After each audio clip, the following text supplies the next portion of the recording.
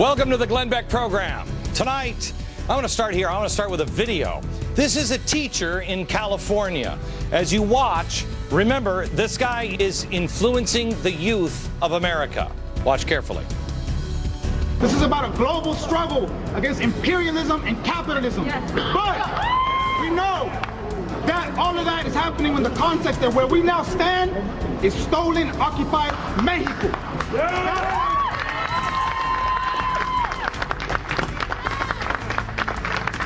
And the message that we bring is we want to bring a little bit of more of a revolutionary context to this. Why is it that these people, these frail, racist, white people want to keep us out of this country? It's so... What? Revolutionary talk. We have more on him in just a second. By the way, this was a rally in defense of La Raza. La Raza, what? Oh, I remember. That's Sonia Sotomayor's old stomping grounds. Isn't that great? We'll tell you everything you need to know about this and so much more coming up. Let's go.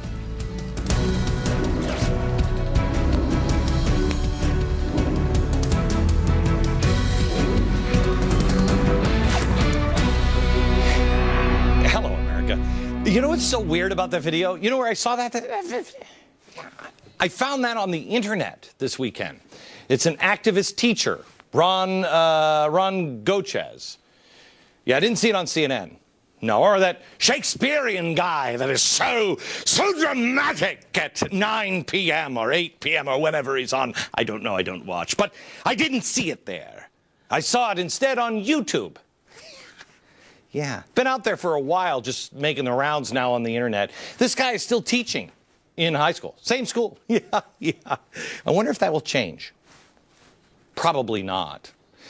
You know, a lot of the raw audio of these Marxists and communists, you know, running around the White House and everywhere else, originally posted on YouTube or on a blog site. Think of all of the information you'd be missing if, you know, we didn't have the internet available. After all, much of the video that took down Van Jones, the video that we've been playing about Anita Dunn and Andy Stern, and just about everybody came from the internet. Boy, that sounds like a pesky little problem for people in the White House, doesn't it? Oh, and a completely unrelated speech the president gave this weekend, over the weekend at Hampton University, completely unrelated to any kind of video problems or anything like that. During the campaign, Obama said that he was against the fairness doctrine. Right, because, well, that's old-time stuff, you know. But as FCC diversity czar Mark Lloyd says, the fairness doctrine doesn't go far enough. I've told you from the beginning, it wasn't going to be about the fairness doctrine. It was never about fairness. It's really about redistribution of power and control. So, over the weekend, This should chill you to the bone, America. This is what our president just said about speech. You're coming of age in a 24/7 media environment that bombards us with all kinds of content and exposes us to all kinds of arguments, some of which don't always rank that high on the truth meter. Oh, no. Let's ban that. And with iPods and iPads and Xboxes and PlayStations, none of which I know how to work, information becomes a distraction. Wow. A diversion. So all of this is not only putting pressure on you, it's putting new pressure on our country and on our democracy. So many voices clamoring for attention on blogs and on cable, on talk radio. It can be difficult at times to sift through it all, to know what to believe, to figure out who's telling the truth and who's not. Let's face it, even some of the craziest claims can quickly gain traction. I've had some experience in that regard. Yes, with this show. But I don't make those claims. I just play the video that we get online. It's weird, isn't it? I've never heard the president ever say anything like that. I mean, first of all, what kind of information do you get from your iPod or PlayStation? It's almost like a red herring there. And I've also never heard the President of the United States ever, at any time, say information is a distraction, that you don't know what to believe anymore. Whoa!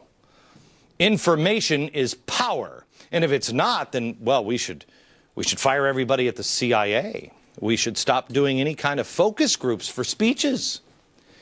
Information can be distracting. Pesky problem. Pesky problem. Now, who's to blame for spreading all the rumors? Well, of course, 24/7 cable news. Well, I mean, some cable news channels, you know, they don't rank high on the truth meter. Could that be something like him declaring war on Fox again? It worked out so poorly for him last time. If I'm wrong, you can call me. Go ahead.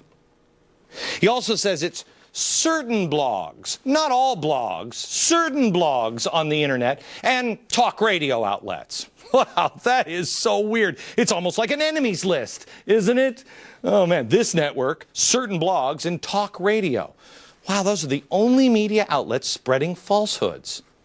Everybody else, including the people at the White House, are squeaky clean. Boy, what are the odds? I'm sure this has nothing to do with silencing opponents. No, no, no. No, the president just calls them as he sees them. That's it. Let me see if we can work on this with the president just a little bit. I mean, he's encouraged people to think outside of the box. And I don't want to give you too much information here and confuse you. But he said, if you watch this show, you should read the Huffington Post, which I do. Nothing wrong with reading the Huffington Post. You know exactly what they're saying then. A Huffington Post, breaking news and opinion. It's great. I have no problem with the Huffington Post. Straight shooting website. You're going to get the truth there. No, seriously. Edward R. Murrow and Tim Russert and Arianna Huffington, same person. Have you ever seen them at a party together? No. Why? Oh, is that disinformation? I'd like to ask the president to go slumming on the other side of the tracks for just a second and take a look at some of the stories that apparently are not juicy enough for the mainstream media. And yes, the Huffington Post. For instance, Crime Inc. Crime Inc. We've been talking about Crime Inc. for a while now. It's all about cap and trade and, you know, global agreements, and it's great. It's great. But let's just say, these are trustworthy sources. POTUS approved. So you can trust them. They won't confuse you. NBC and MSNBC. Got it?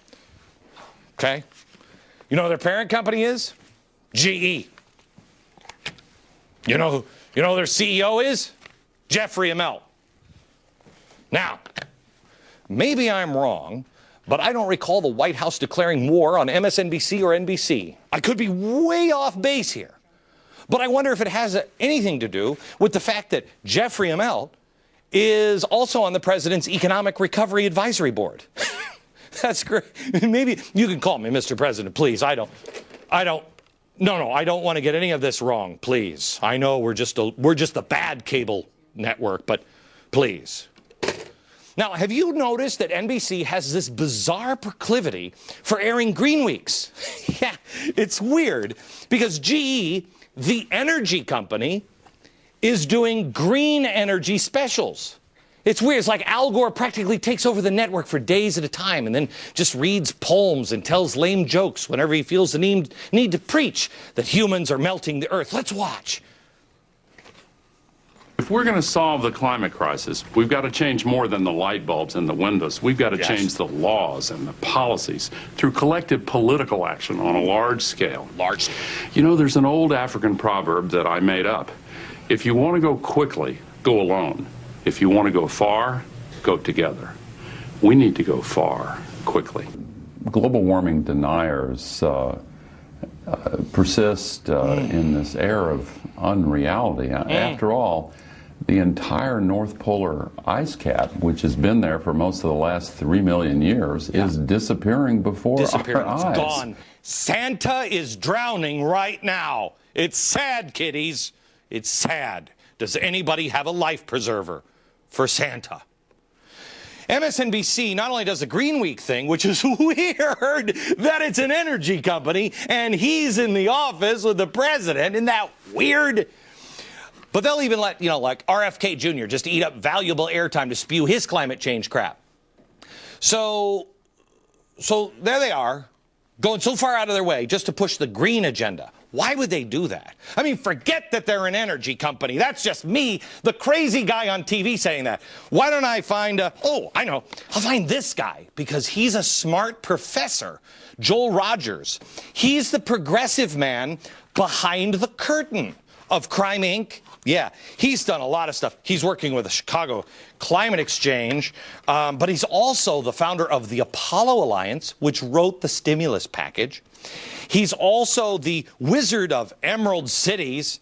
Oh, Emerald Cities. Let's watch. What is he saying?